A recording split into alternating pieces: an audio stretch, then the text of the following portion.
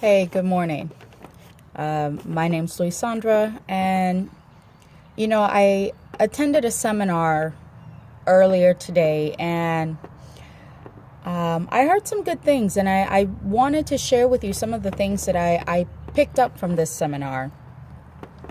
One of the main focuses of this seminar was to remind people that job security does not ensure any long-term financial security. I mean, in today's day and age, you can't even count on having a job anymore. Part of the Industrial Revolution, people went to work, they worked hard, they retired from the company, they got their pension, and their retirement was secure. That doesn't happen anymore. With today's day and age, next week you don't even know if you have a job. People are being replaced by machines. They get let go because companies are looking for somebody younger and faster. And so you don't have that security anymore. Even with working hard, it's next to impossible to climb that corporate ladder. USA Today in 2014, one of the things that they found were when they were talking to middle-class people, 60% admitted they were making less money. 7% admitted that they were making more money, and 33% admitted they were breaking even. Now, when you think about breaking even, considering inflation is about 3% a year, that 33% that are breaking even are really losing money. Because if you were making the same amount of money 5 years ago, well, that's 15% of inflation over the course of 5 years. So that same amount of money is actually less. That means 93% of the middle class are actually making less money. And part of what people need to understand is the way you achieve financial success, financial stability, is to diversify your income. Diversifying your income, that means not really relying on just working. Yes, people work, they have a job, but the way wealthy people make money is by buying assets. Now, what is an asset? An asset is something that you buy that generates a cash flow. So typical assets are going to include real estate, which is properties, stocks. Okay, that's, what you buy in Wall Street, buying shares in companies, commodities. Commodities, those are going to be things like gold, and then, of course, businesses. Now, when it comes to the middle class, a lot of people don't buy assets. But why don't they buy assets? And a lot of that has to do with the fact that they're afraid. Okay? There's too much risk. Or they just don't know how. Now let's think about why they don't know how. Let's look at our educational system. When was the last time anyone went to school? You went to elementary school, high school, college even, and you actually got financial education. Very rarely do you go to a school that will teach you financial education. Our education system is set up to teach people the values and the ways of what worked in the industrial age. This is what you need to do so that way you can get a job and you can go work for somebody. But they never teach you how to become wealthy. As a matter of fact, the way the education system is set up, they want people with their head down and just do what you're supposed to do, and don't even have an independent thought. I mean, where is this financial education? I mean, I myself lack financial education. Hell, my mother didn't teach me anything about credit. I didn't learn anything about credit until it was too late. I'm still learning about credit. Nobody taught me about investing and about retirements and 401ks and Roths and IRAs. Nobody taught me those things. I had to learn these things on my own, and I'm still learning on my own. You know, whenever it comes to financial education, Robert Kiyosaki has a quote, and it makes sense. Listen to advice from one who's already achieving your goals. You know, one of the things that the trainer was talking about, and it makes perfect sense. If you want to bake bread, who are you going to ask? Are you going to ask a baker to teach you? Or are you going to ask a construction worker?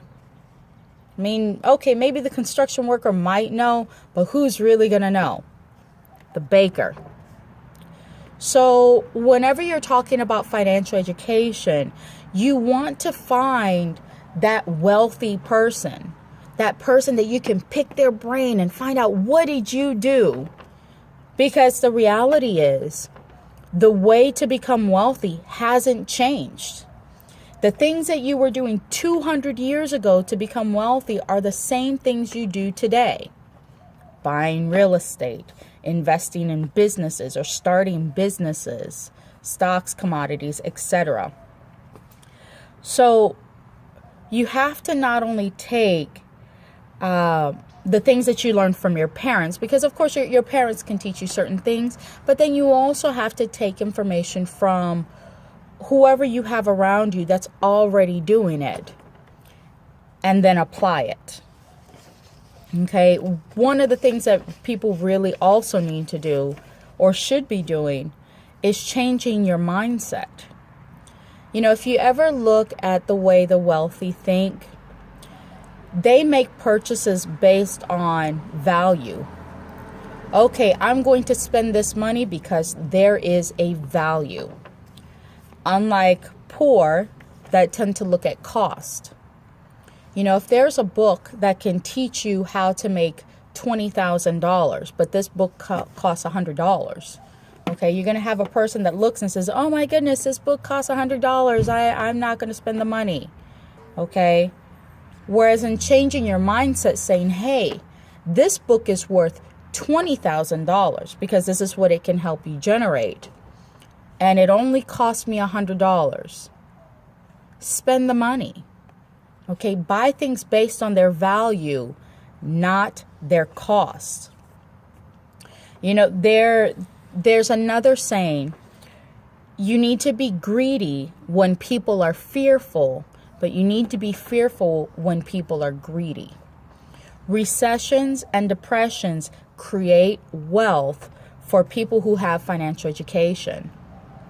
Okay, from the Great Depression, after the Great Depression, there were so many people that became wealthy as a result. Okay, and that's because in those times, people are fearful. Oh my goodness, I have to save my money. I have to be careful. But those are the times when you want to invest, when you want to jump into certain things like real estate, for example. As opposed to, let's look at 2006, 2007, right before the market tanked. Everyone was doing good. Everything was on an incline. And everyone's like, oh yeah, now I'm going to start doing what, you know, my neighbor around the corner did, because if he can do it, I can do it. You know, people started becoming greedy, and what happened? The market tanked. And so many people have lost what they earned. You know, when it comes to buying real estate, you know, you don't want to buy properties for what they're worth. You don't make money that way. You want to buy things at wholesale. That's why you want to start looking at properties that are what's called REO. REO stands for real estate owned. Those properties, what that means, you have a person who has their mortgage, they're not making their mortgage payment. Eventually the bank is going to foreclose on that property and they're going to take possession of that property because it's the collateral used for the loan. Well, the problem with banks having REO properties, banks are in the business of money. They're not in the business of real estate. It's just the property was used as collateral. Banks actually get in trouble for having too many REO properties. So when a bank has an REO, they have to turn around and liquefy that asset as quickly as possible. They have to get rid of it. And that's why you can buy properties for pennies on the dollar when you're buying REO properties. You know, you can also buy properties that have simple assumable loans. You know, when you're taking over somebody's loan, that's what it is, an assumable loan. You have a person, they got this mortgage, they want to get out from under it. And so you assume their loan, you take it over, and then the only thing you need to do is cut them a check for whatever the difference is in the value. So if a property's worth $58,000, they owe $55,000 in their loan. You take it over, so now you have a $55,000 loan, and then you're going to cut them a check for the $3,000 between the difference of the balance of the loan and the value of the property. Okay, you don't go through all the rigmarole of trying to get financing through the bank. You know, it's a much simpler process to assume somebody's loan. Now you own this property, you can turn around and you can turn it into a rental. Throw a couple college kids in there. Okay, you wind up with a 3-bedroom house, you have 3 college kids in there. Now you're generating an income. You know, also, you can look into private financing. You know, you have this person, you know, Joe Blow from around the corner who has $2 million sitting in the bank. Of course, he doesn't want his $2 million sitting in the bank. He wants his $2 million to make money. I mean, okay, so you put it in a CD. What are you going to make? 1%, 0.5%? Why? When he could invest it in something. So you can go to Joe Blow around the corner and you give him a proposal. Hey, I have this property. It's worth $300,000. They want $200,000 for it. You show him good numbers. It makes good business sense. You know, a property that's either going to perform or he can take it over and, you know, foreclose on it and take it for himself. That's fine. You know, the thing with private investing, they're going to charge you a higher interest rate. Why? Because Joe Blow from around the corner can charge you whatever the hell he feels like. Why? Because you want his money. So let's think about this. Joe Blow from around the corner that has the $200,000, $300,000 that you want to borrow is going to charge you 10% interest. Are you going to take it? Well, you should. You know, normally you would say no because that's too much money. I should just get a loan. But if your credit score sucks and you can't get a loan, okay, well, you can get a loan from this guy over here. Yes, he's going to charge you more interest. But if you turn around and you flip that property within a matter of months, is that 10% interest really going to hurt you? That 10% interest for 3 or 4 months, however it takes for you to flip that property, you're still going to make money. So you have to open your mind and be open to different sources. Okay? So don't just look at the numbers. Look at the long term of it. You know, there are actually 3 keys to success. 1 is opportunity. You have to look for the opportunities. Okay? 2 is financial education. Because when you find those opportunities, you have to know what to do with those opportunities. And that's what the financial education will do. And then 3 is going to be take action.